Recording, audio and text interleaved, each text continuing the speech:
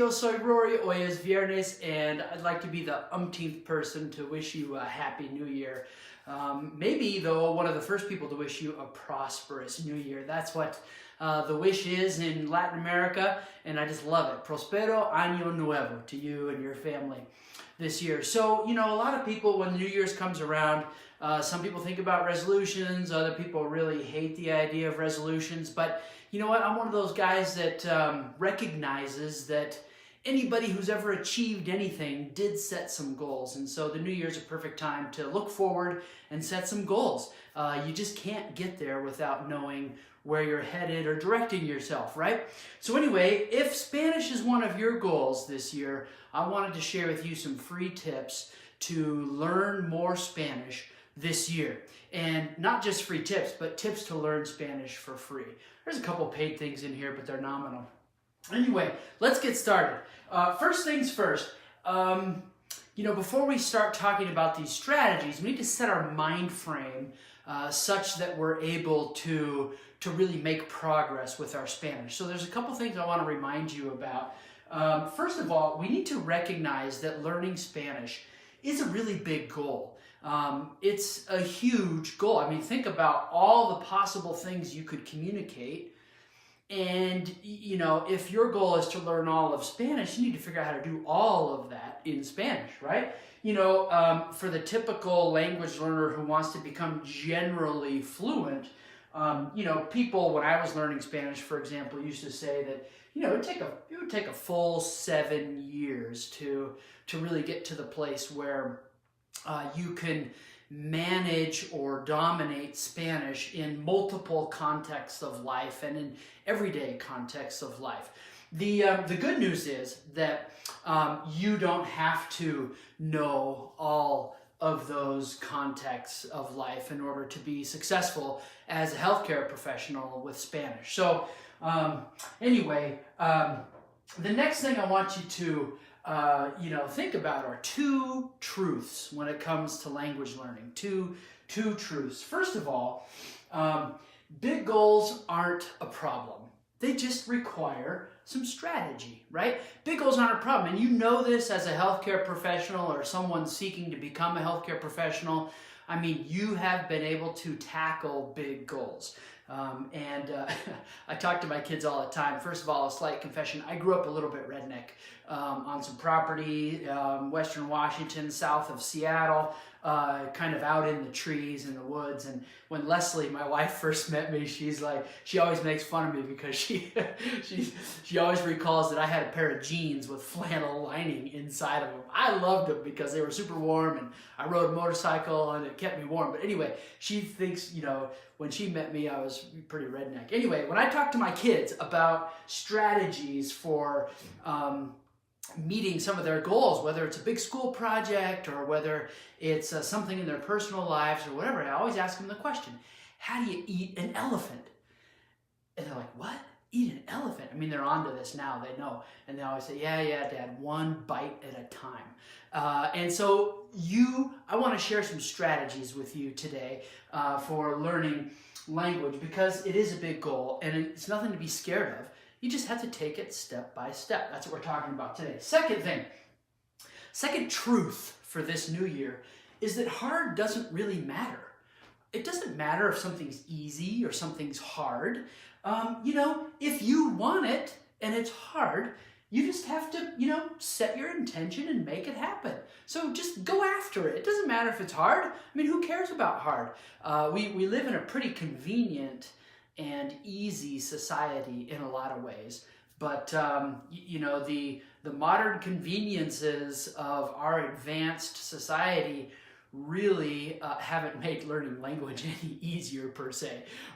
It can help you do it on your own, but it hasn't made it any easier. It's still a hard thing to do. And so it's important to recognize that yeah, it is hard, but that's okay. I've done lots of hard things in my life. I'm just going to go for it. Okay? Great. All right. Enough philosophy. Let's jump into some real strategies here. So strategy number one is relevant vocab, not vocal. I'm not sure. I got a little typo in there. Relevant vocab. Okay? Relevant vocabulary. So your goal, strategy number one, is to study relevant vocabulary.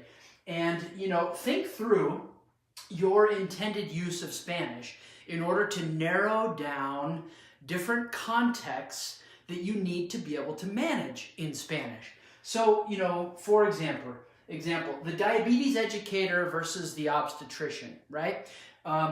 The vocabulario that you need to know is going to be very different, right? The diabetes educator is talking about foods, food groups, components of food, carbs, sugars, fats, all this kind of stuff, insulin and metabolism. When the obstetrician is talking about spotting, blood, pregnancy, cramping, nausea, you get it, right? So the obstetrician doesn't necessarily need to start with what the diabetes educator is going to start with. And that makes perfect sense to you, I know. So, number one is think through your intended use of Spanish in order to narrow down your vocabulary that you need to study. And when you're studying vocabulary, it's really very simple. Once you've identified everything you need to be able to use on a 70% of the time, for example, everything 70% of the time and up, you'd want to start with that if you're a beginner. If you're an intermediate or advanced type speaker, you might want to start with 40% and up. All that vocabulary that you would come across within a week, for example, with your patients. Okay, so when you study that vocabulary, you always want to make sure that you study it from Spanish to English, and then from English to Spanish. And in each direction where you're studying, you want to have your got it pile and your still working pile, because, and those piles will be different depending on the direction you're going, because it's a different mental activity to go from Spanish to English and English to Spanish. And when you think about language functions, when you're going from Spanish to English, you're working your comprehension. And when you're studying from English to Spanish, you're working your expression, right? That's just kind of the way it works, because you'll start in English and you need to recall the Spanish in order to say it. So that works your expression. Versus you're hearing a bunch of Spanish out there and you need to make sense of it, and that's studying Spanish to English, working your comprehension. So study it both ways, but before you just look at the vast enormity of all language, narrow it down to the stuff you use most frequently. Okay? Strategy number 2, master useful grammar. So you don't have to know, just like vocabulary, you don't have to know all grammar. You just need to focus on the most useful grammar for you. And so a way that you can identify useful grammar would be to think through some essential questions and essential instructions that you give every day. So think through those essential questions and instructions you give every day. And so, for example, if you find yourself asking questions like, did you this, did you that, did you X, Y, Z, then that's a past tense there. Which past tense is it? It's the preterite past tense, okay? So you know that you need to study preterite past tense, right? If you find yourself asking questions that start with, what were you, or were you X, Y, Z, well, is that a present, past, or future tense? It's also a past tense. And that's a different past tense. It's the imperfect past tense. Okay, so if you find yourself using this kind of construction with your patients, then you know that you need to, in order to do that in Spanish, work on 2 different past tenses. Okay, here's another one. How about this one? Have you this, have you that? Perfect for like medical history type information. This is technically called the present perfect tense, okay? And so you're looking at, okay, well, if I say you have this, you have that, connected with another verb, not like you have the flu, you have gone, you have eaten, have you had, have you ever, this, that, or the other, then you know you need a present perfect verb. Will you this, will you that, future tense. Would you this, would you that, conditional tense. So based on how you talk, let's say you're a beginner and you start with the things that you use 90% of your day or your week. You're going to start with those 1, 2, 3, or 4 verb tenses and really work to master them, okay? So identify the necessary grammar to communicate the essentials of your day to day. Okay, and maybe it's not questions, maybe it's some instructions, and the typical instruction form of the verbs is the command tense. And command tense sounds really bossy, but it's not necessarily mean or rude. It's just how you say it. Go here, follow me, sit down please. Those are all commands in English, and they don't sound too bossy, right? It's all about your tone. So you could learn command tenses if you give a lot of instructions to your patients, okay? All right, so master useful grammar, and then once you've identified what it is, you need to drill the grammar. You really need to practice it. And, you know, in the modern language classroom, drilling stuff isn't that common because we like you to do it at home because there's more communicative things we can do in a class. But drill this stuff on your own time and work on it. There are online and traditional tools. I want to share 3 tools with you right now. So first tool is a website called studyspanish.com. It's a great website. If you don't know about it, you should get there and work there. You can click this menu button here and it'll drop down to like verb drills and things like that. And so you can choose different verb tenses and go after them there. The only downside of studyspanish.com is that it's not specifically medical focused. So you're not working in the healthcare context, you're working in the general language context, okay? But a lot of great tools here on studyspanish.com. The second is some online courses that I've been developing for Common Ground International. And you may have seen some emails about them, but there's a handful of things out there that are built in the healthcare context, and they're lessons taught by me with quizzes and activities and downloads and things like that, and they're pretty affordable, like 20 bucks a course or something like that. So there's a pronunciation course, a Sarah versus a star course, past tenses, present tenses. So I've been working little by little. Some of my goals are to really build out this library of courses for you so that you can study on your own. 2 of the courses on here, this conversational, beginning and intermediate conversational course, those are actually live taught courses online with our instructors in Costa Rica. So those are a little more expensive, but you've got one-to-one training online with your Costa Rican instructor. It's pretty effective.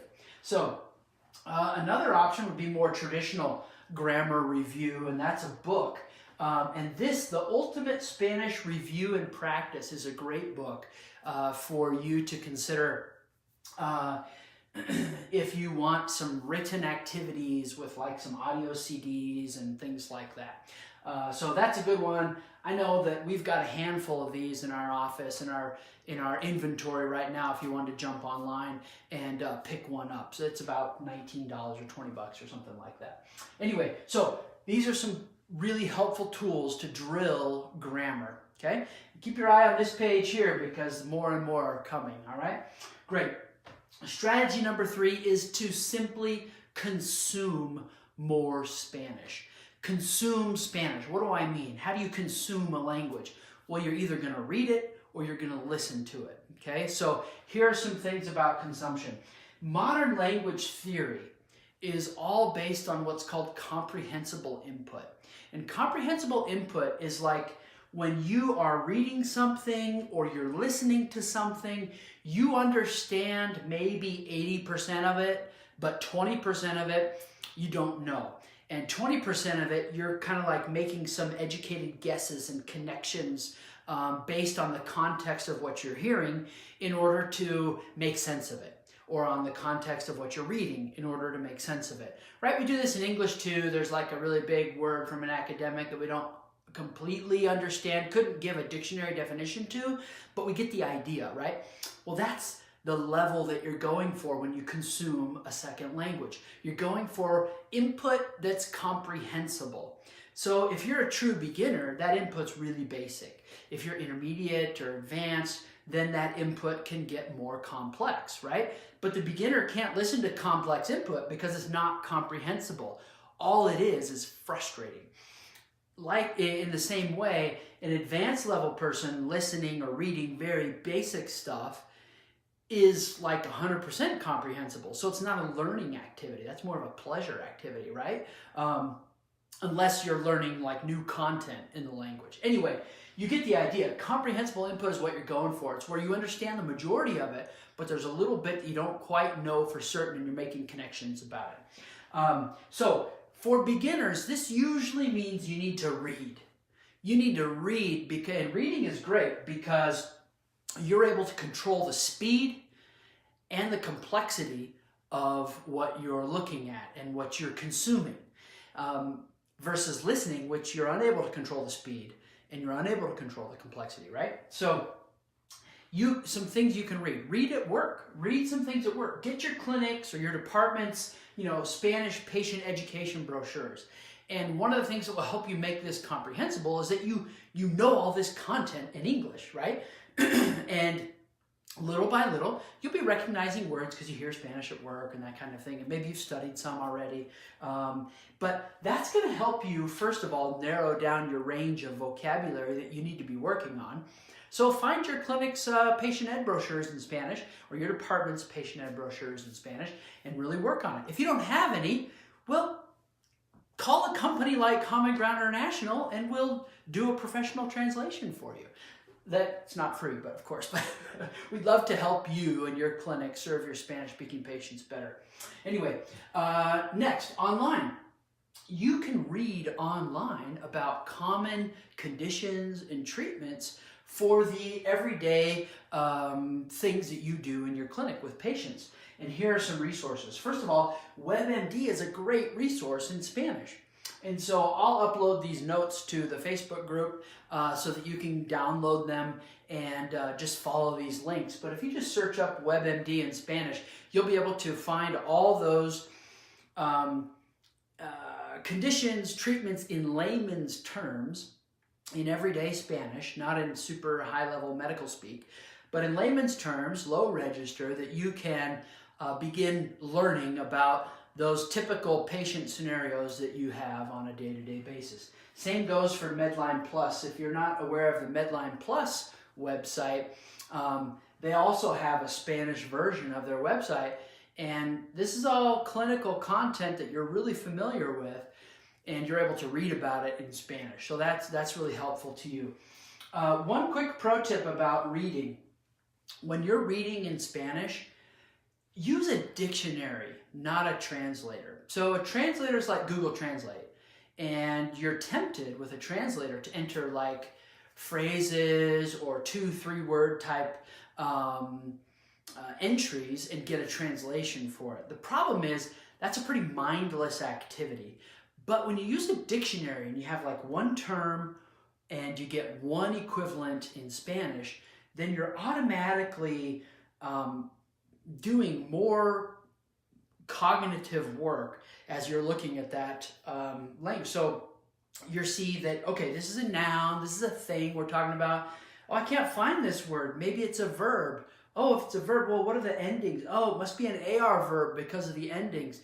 Let me just try to chop it off there and put an R on it and look that word up. And you really start to flex your cognitive Spanish muscles, and using a real traditional dictionary helps you in your learning process.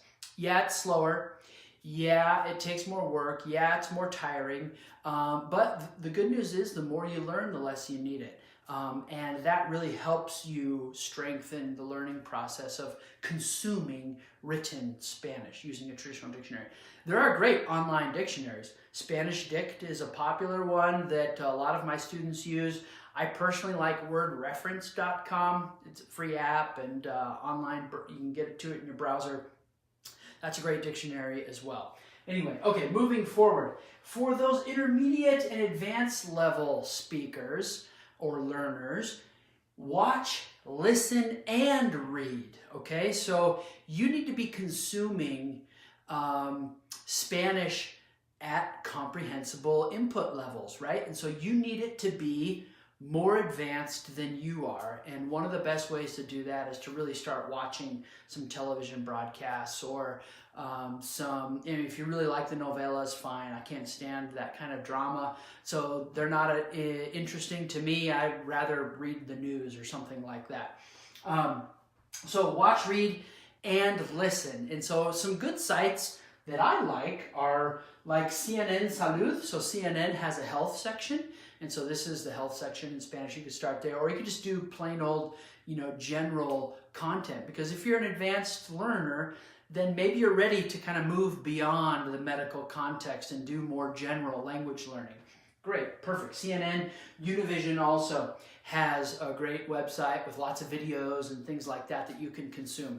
Of course, yeah, you can definitely find movies on Netflix and Hulu and Prime, and then you can also find the telenovelas and things like that if you like that kind of thing.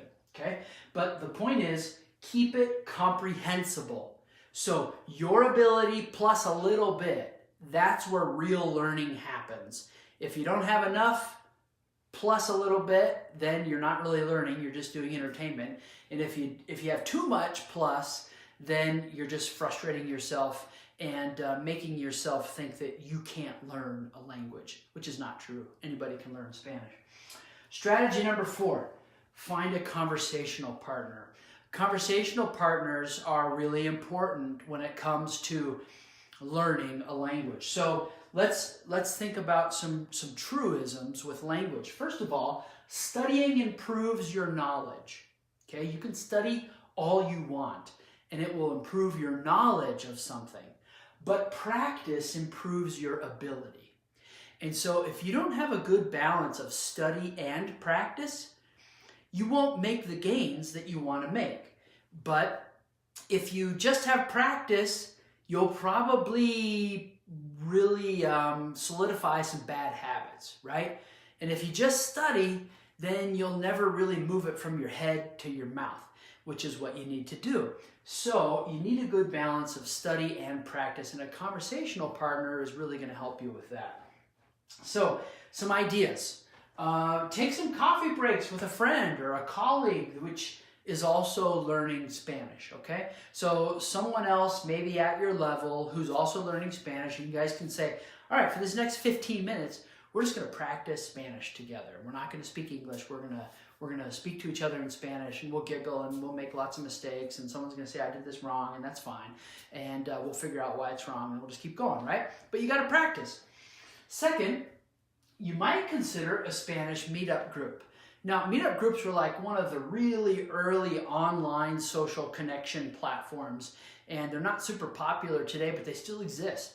Meetup groups, you can find on meetup.com, you can find groups of people that like anything and really like really bizarre stuff. But Spanish is a big deal. So in your town, wherever you are, as long as you're not super, super rural, you should be able to find a meetup group within 20 miles or so that you can connect with people and work on your Spanish together. So check that out.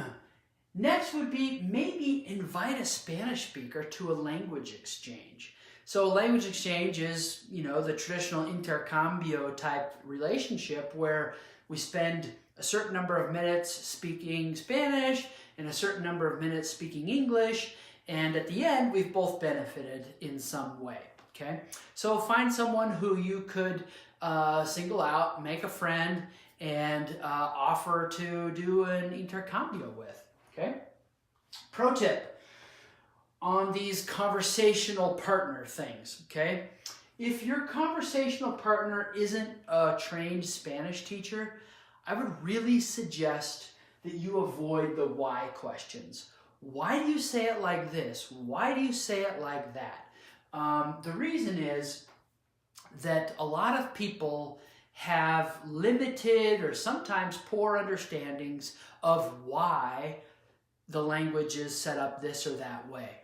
And it's not helpful to receive that misunderstanding from someone else and to make it your own and then now have that misunderstanding yourself. So if you have why questions, I would suggest you look something up online, send me an email, and I'll help you with those why questions. But you really want to avoid bad information coming in, right? You want to learn it the right way. So pro tip, just have fun with conversation and take everything that someone else tells you with a grain of salt if they're not a trained Spanish teacher, because it might be wrong, okay? All right, so let's review our 4 tips for 2019. Our 4 tips for 2019, first of all, memorize relevant vocabulary. That's where some of the work comes in. You just have to do the work of memorizing that vocabulary. 2, master useful grammar. Again, you just have to do the work of drilling that grammar. 3, consume more Spanish. So find a way, whether it's reading, listening, watching, consume more Spanish, okay? And find a conversational partner, because ability is based on practice, not based on knowledge, okay? All right, well, that's it for today. Muchas gracias. Para más oportunidades con español, visítenos en commongroundinternational.com. Together, we're improving communities through language, and that's my goal, is to really help you in 2019 improve your community more through language, through Spanish. Have a great day. Ciao.